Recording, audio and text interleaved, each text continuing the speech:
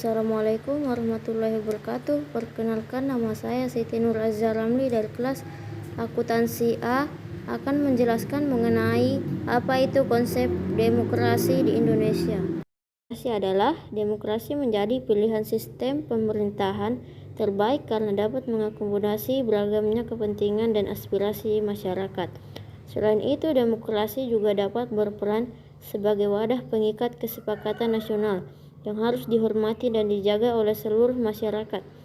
Demokrasi Pancasila sebagai sistem demokrasi yang dianut di Indonesia secara ringkas adalah sistem demokrasi yang didasarkan pada musyawarah untuk mufakat bagi kesejahteraan rakyat. Selanjutnya saya akan menjelaskan mengenai apa itu konsep negara demokrasi. Konsep negara demokrasi kehendaki bahwa setiap penyelenggaraan pemerintahannya didasarkan pada hukum, tidak hanya berdasarkan pada kekuasaan semata. Negara hukum demokrasi menghendaki penyelenggaraan pemerintahan berdasarkan hukum yang bersumber dari keinginan rakyat, aspirasi rakyat, dan untuk rakyat. Demokrasi menjadi pilihan sistem pemerintahan terbaik karena dapat mengakomodasi beragamnya kepentingan dan aspirasi masyarakat.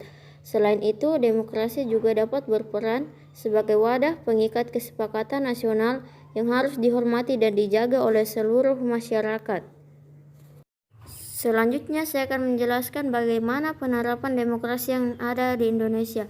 Penerapan demokrasi yang ada di Indonesia menggunakan demokrasi Pancasila, di mana penerapan demokrasinya lebih mengutamakan musyawarah mufakat karena ini dianggap lebih sesuai dengan nilai-nilai bangsa Timur. Konsep ini didasari dari pemerintahan yang bersumber dari rakyat, oleh rakyat, dan untuk rakyat.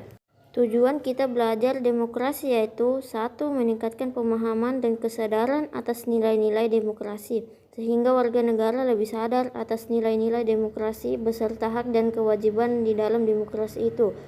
2. Menguatkan kesadaran dan kepedulian atas apa yang harus menjadi perhatian kita bersama. Dan apa saja ciri-ciri demokrasi Pancasila, yaitu pengambilan keputusannya harus dilakukan melalui musyawarah untuk mencapai mufakat bersama. 2. Terdapat keselarasan antara hak dan kewajiban. 3. Menghargai hak asasi manusia. Ketidaksetujuan terhadap pemerintah dapat disampaikan melalui wakil-wakil rakyat. Dan yang terakhir yaitu contoh-contoh sikap demokrasi yang bisa kita terapkan dalam kehidupan sehari-hari, yaitu bersikap adil pada semua orang, tidak membeda-bedakan. 2. Jika dalam berorganisasi, selalu mengedepankan musyawarah dalam pengambilan keputusan, tidak ingin menang sendiri, selalu menghargai perbedaan pendapat, saling menghargai dan menghormati antar sesama manusia, tidak saling menjatuhkan, ikut berpartisipasi dalam kegiatan bergotong royong yang dilakukan di lingkungan kita bersama. Demikian tadi video yang dapat saya berikan. Jika ada salah kata dan pengucapan, saya mohon maaf. Sekian dan terima kasih. Wassalamualaikum warahmatullahi wabarakatuh.